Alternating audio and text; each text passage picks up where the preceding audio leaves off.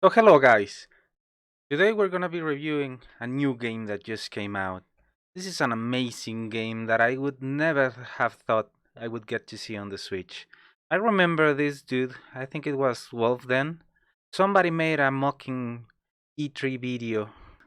This was done on April Fools, and I remember believing everything up to that point because I could never imagine The Witcher being on a Nintendo handheld console. And yet, here we are. It has become a reality. We now have The Witcher 3 on the Nintendo Switch. We're gonna be reviewing some aspects of it, and I hope you enjoy it. And as you can see, I already updated the game.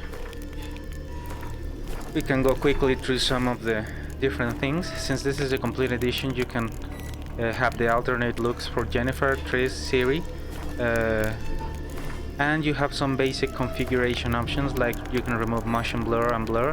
I leave it on because I believe that it allows us to look at the gameplay way better. Yeah. You can also select your gamma, rescale the HUD, which is a nice addition, and a couple of HUD configurations. It's obviously set on large since the Switch display is much smaller. Wow, sir. And here we go. So The Witcher 3 is a impossible feat made possible by Saber Interactive. And as you can see, it's still beautiful. I have to clarify that all the footage will be docked, since that's how I can capture everything. The Witcher 3 will try to run at 30 frames per second, which was the standard too for the regular Xbox One and the PlayStation 4. And it does a pretty good job at it, staying mostly above 30 frames, even on harsh terrain.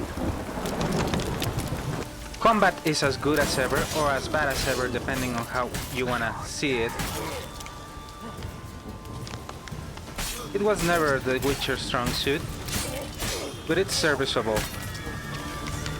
And it's all here, from parrying to all the signs that you can cast, which are your magic spells. And you still have your two swords, your silver one for hunting monsters, and your steel one for killing these guys. And kill from far ahead with your crossbow. There's not much to combat, but like I said, it's serviceable. Everything is here. You can upgrade your character by spending points in the different branches, like combat, your signs, some alchemy, and even general traits. You also get some mutagens that will make you stronger. The whole world is here. Not only that, but you get the 2 expansions right off the box. So you'll have hours to play The Witcher 3. And like any RPG, you'll have a great time changing your equipment, your swords, and the look of Geralt. There was an update right as the game came out that allow you to get a better picture quality. The bad thing about this update is that it removes Spanish language from the subtitles. I hope they will fix this soon. All the interactions you've come to expect from The Witcher 3 are present. You can see how the graphics improve a little bit when you're speaking with people, and so you can still sink hours of time into Went. Every single town is present, and I cannot stress this enough. This is an amazing game on a portable console. I had no idea this was gonna be possible to do, and everything looks beautiful. As beautiful as it can look. If you're gonna be playing The Witcher 3 on the Switch, I advise you to play it portably, since that's where it shines the most. That's where you'll get this beautiful scenery, and the screen will mask every little thing that isn't clear enough. It will help a bunch to mask the resolution of the game.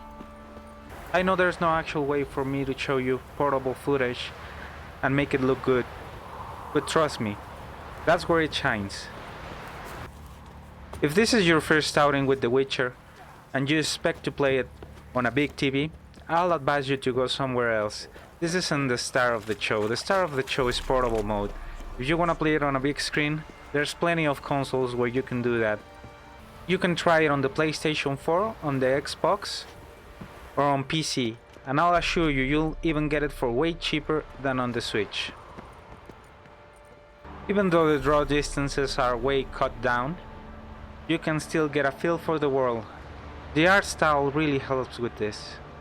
As you can see here, you can still make out that this is a nice forest. And when you look down, that's the beautiful water. So if you're gonna play this, play it portably. Have you seen how people have been talking about that anti-aliasing thing? How if you turn off EXA, anti-aliasing, and you turn on sharpness, the game looks much better. I think they did something of that with the first update of the game. I'm gonna show some footage of that right here. Maybe for a Witcher. Think drowners or striggers will go easy on you because you haven't undergone the mutations? Though in your shoes, I'd fear Vesemir more than any strigger. You couldn't stop talking about how useful they are as creatures. Because you can brew potions from their blood? No, because by eating rotting corpses, they prevent epidemics. And as you can see, you can get a feel how turning upset him too. anti-aliasing will help the game look way better when you turn up sharpness.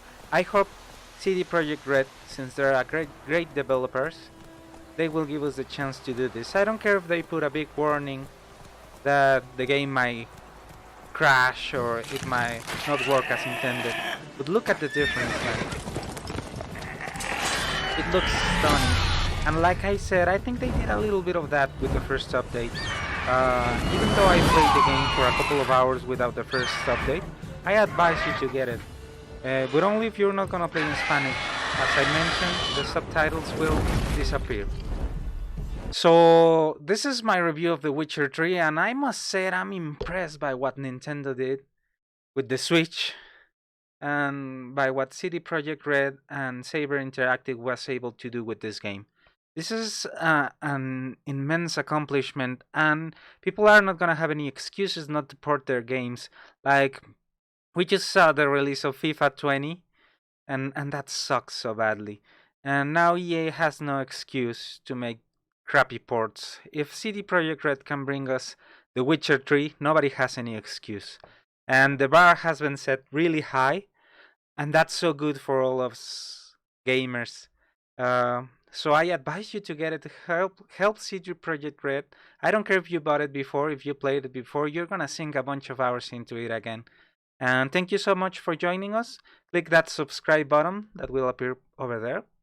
And I'll see you again, dudes, on the next one.